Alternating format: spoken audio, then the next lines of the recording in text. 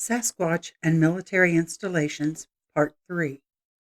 Fort Lewis Army Base, 1966, Pierce County, Washington State. Ron Tribble. My sighting occurred February 27, 1966, while stationed at Fort Lewis, Washington. There was me and four other men out on survival training in the Nisqually River Basin about 30 miles south of Tacoma, Washington. We decided to go to the river that day to catch some fish. As we approached the river, we could see the creature was kneeling by the water. Then, as we walked towards it, the creature stood up on two legs and looked at us, then turned and walked into the river and swam easily to the other side. When it reached the other side, it turned towards us and looked at us for about 10 minutes, then turned and walked into the forest. The thing that got our attention was the way it moved. It walked for about 8 yards on two legs just like a man. We stood and watched it. I would say initially it was only 10 to 20 feet from us. We could see it very clearly. It stood 8 to 9 feet tall, had kind of reddish brown hair covering most of its body, except for its hands and face. The head was the shape of a man. It appeared to have no neck.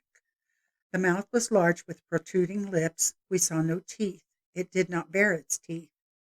Its nose was quite large and lay flat against its face.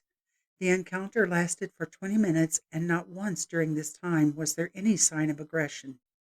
It seemed more curious than aggressive. We returned to our camp more amazed than fearful. Fort Lewis Army Base, Maneuvers Mount Rainier, 1978. My name is Carol Steckel, and I'm about to tell you about my domestic partner, Tim Rivas, Sr.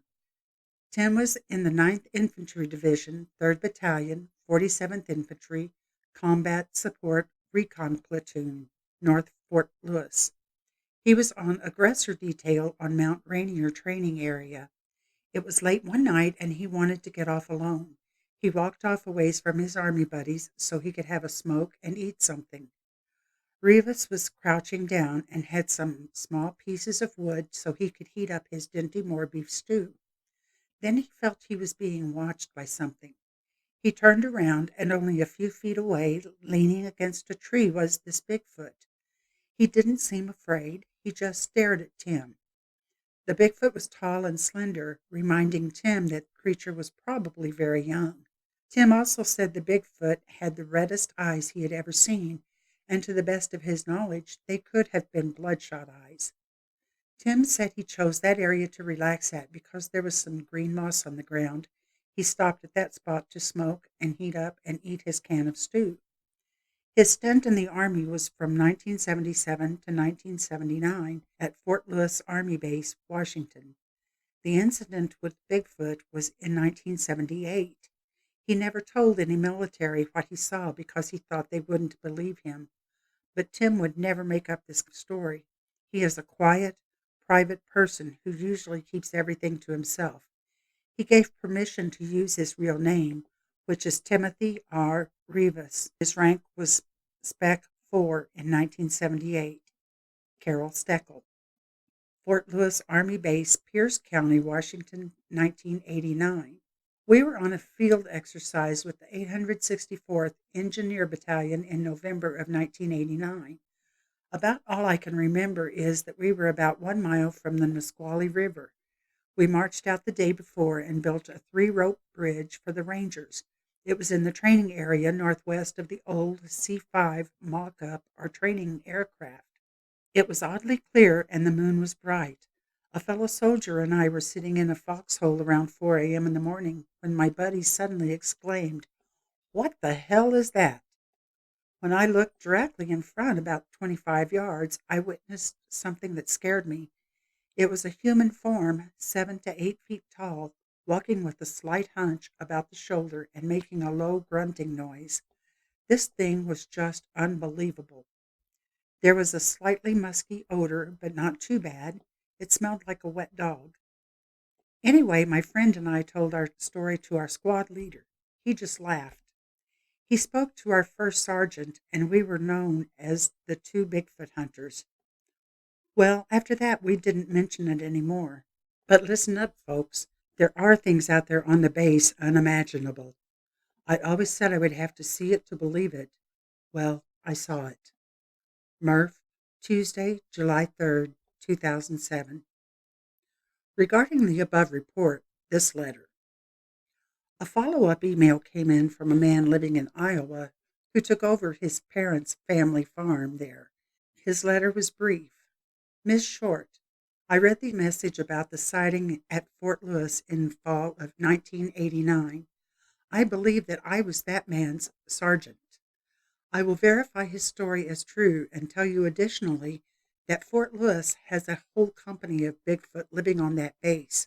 Must be 70 or more scattered around that base, and that ain't no joke. A few get shot to death by scared E2s once in a great while, and mostly the sightings don't get reported. Those that do, nothing is said. I personally believe that base was constructed to protect that large contingency of big feet because no effort was ever made to rid the base of them, and believe me, we could have annihilated all of them big feet if we'd been ordered to do that, no problem. Remember, we'd love the smell of napalm in the morning. Ha! The order never came down that I know about, but no effort was made to keep the grunts from shooting them either. I read the report on your website about the big feet don't die but become invisible. That's bullpucky. I helped remove a dead one that was shot in '88. It was roughly 8 feet tall, male, the strangest stiff I ever saw. It was shot up pretty good, but I could see its features plainly. We loaded it on the back of a truck, covered it with canvas, and off it went. To where, I don't know. We were ordered not to talk about it. The base there at Louis is massive and strategically mapped in sections. Divided by roads, it has dense forests on the base and surrounding terrain with vegetation you can't crawl through. Ma'am, it's a dense jungle in some parts of that base. There was an off-limits part of the base where nobody was allowed. Most didn't know it existed. So I'm writing to support any question that big feet are thick at Louis. Yes, sir. Signed, Old Sarge, Alamaki County, Iowa, February 12th, 2009. To be continued, and thank you for listening. There will be many parts to the reading of this book. If you like this reading, please like, subscribe, and hit the notification button to be sure to catch the future parts. We welcome comments, but please be considerate of others. If you have had an experience with or about Bigfoot, cryptids, UFOs, paranormal, or any other strange happenings and would like to share them on our channel to be read, please email them to sharingofstrangestories@gmail.com.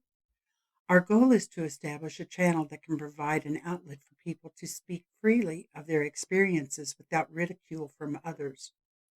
There are many of us out there that have had these experiences and have felt that ridicule, but ridicule will not be welcome here.